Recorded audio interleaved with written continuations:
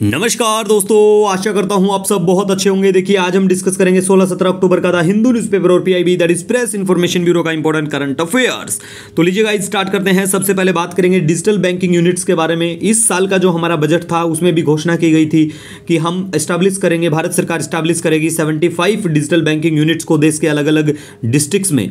दूसरी बात, हमारे प्राइम मिनिस्टर साहब का कहना है कि हमारी सरकार का लक्ष्य है कि भारत में सामान्य मानवी को एम्पावर करना, उसे पावरफुल बनाना, और इसलिए हमने समाज के अंतिम पायदान पर खड़े व्यक्ति को ध्यान में रख के नीतियां बनाई और पूरी सरकार उसकी सुविधा और प्रगति के रास्ते पे चली हुई है। अब देखिए गाइस, डिजिटल बैंकिंग यूनिट्स की जो सिंपल डेफिनेशन है, बिल्कुल मैं यहाँ पे हम आसानी से बात करेंगे, लेकिन आपको बेसिकली पता होना चाहिए कि ये specialized fix point business units होंगी। हब हाउसिंग बोल सकते हैं, या फिर आप कि जो प्रोवाइड करवाएगा मिनिमम डिजिटल इंफ्रास्ट्रक्चर और बिल्कुल डिलीवर करवाएंगे बैंकिंग प्रोडक्ट्स, बैंकिंग सर्विसेज को डिजिटली, ठीक है।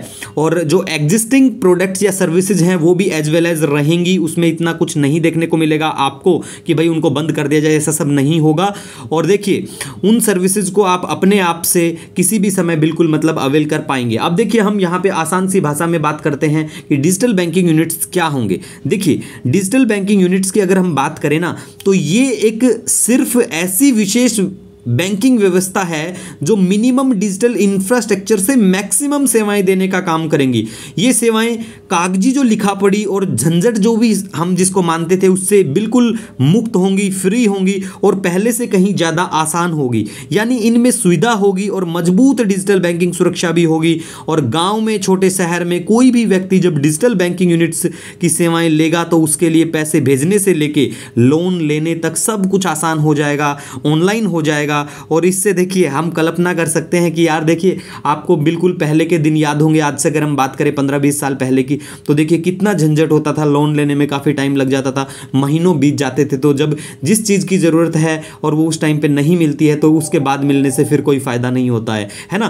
तो डिजिटल बैंकिंग यूनिट्स को इस्टेब्लिश होने के बाद बहुत अच्छा एक फाइनेंशियल इंक्लूजन का बहुत एक रेवोल्यूशन टाइप में और भी अच्छा होगा।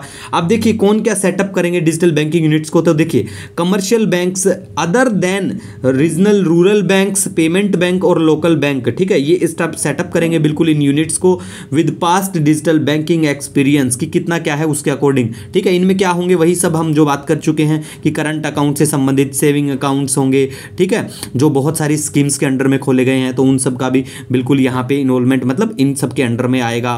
फिक्स डिपॉजिट हो गया, पॉइंट ऑफ सेल जो आज आप एटीएम लेके बाहर जो भी आप स्वाइप करवाते हैं, भीम आधार, ये सब मतलब सर्विसेज आपको यहाँ पे देखने को मिलेंगी। उसके बाद में गाइज अगर हम बात करें ना हमारे देश के डिजिटल सर्विसेज के बारे में, तो देखिए आईएमएफ जो है ना उसने भी तारीफ की है भारत के बैंकिंग इंफ्रास्ट्रक्चर की। और दूसरा देखिए वर्ल्ड बैंक जो है ना वो भी आज ये बोलता है कि भारत एक लीडर बन गया है इंश्योर करने के लिए सोशल सिक्योरिटी डिजिटाइजेशन के थ्रू, ठीक है। तो भारत का बहुत अच्छा सराहनीय कदम है ये सब। उसके बाद में गाइज हम बात करेंगे, देखिए यहाँ पे मध्य प्रदेश फर्स्ट स्टेट बन गया है, देश का पहला मतलब ऐसा स्टेट बन गया है जो जिसने ऑफर किया मेडिकल एजुकेशन को हिंदी में। उसके बाद में हंगर हॉटस्पॉट आउटलुक जो है ये रिपोर्ट कौन क्या लेके आता है, food and agriculture organization and world food programme, ठीक है, ये लेके आते हैं। एनवायरनमेंट में हम इनके बारे में डिस्कस भी करते हैं। और देखिए करंट अफेयर में जो लास्ट ईयर के हैं या पिछले हैं वो बिल्कुल आप देख लेना, फ्री ऑफ कॉस्ट पीडीएफ मिल जाएगी आपको हमारी, और वहां पे आसानी से आप देख पाएंगे। उसके बाद में गाइज हम यहाँ पे बात करें सप्रूत SDM-1, ये क्या है,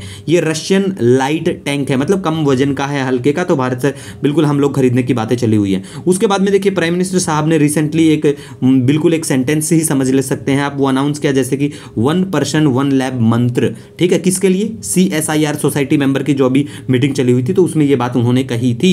उसके बाद में गाइस इंडियन बाइसन के बारे में बात करें जिसे गौर भी कहा जाता है, तो देखिए इंडिया और श्रीलंका के बीच में इनको ट्रांसलोकेट करने की बात चली हुई है। इसी वजह से चर्चा में। तो इंडियन बाइसन के बारे में आपको पता होना चाहिए कि नेटिव है south and south east Asia का, और ये पाए जाते हैं भारत में। अगर हम बात करें नागारहोल, बांदीपुर, मसीनागुड़ी नेशनल पार्क जो हमारे हैं वहाँ पे बिल्कुल ये पाए जाते हैं। कहाँ पे क्या कौन से नेशनल पार्क है, जब भी चर्चा में स्पेशली रहते हैं हम लोग डिस्कस करते हैं, नो नीड टू वरी, ठीक है। मोस्टली अगर पेपर में आएगा तो हमारे वाले से मैच होने के बहुत चांसेस इसलिए होते हैं क्योंकि हम PIB प्रेस इंफॉर्मेशन ब्यूरो जो सरकार की सरकारी वेबसाइट है वहाँ का करंट अफेयर इंक्लूड करते हैं, द हिंदू और इंडियन एक्सप्रेस से भी कवर करते हैं, ठीक है गाइज। उसके बाद में देखिए इंडियन बाइसन के बारे में बात करें, आयुष्मान में इनको वल्नरेबल कैटेगरी मतलब एज ए कैटेगराइज किया गया है, स्टेटस मिला हुआ है, और schedule first of wild life protection act 1972 के तहत भी इनको बिल्कुल सुरक्षा प्रदान की गई है। इसी के साथ गाइज देखिए आपका कोई भी सजेशन कोई सुझाव होता है, नो डाउट आप मुझे कमेंट या मेल कर सकते हैं। मिलेंगे एक नए वीडियो लेक्चर के साथ, तब तक के लिए हैव ए ऑसम डे।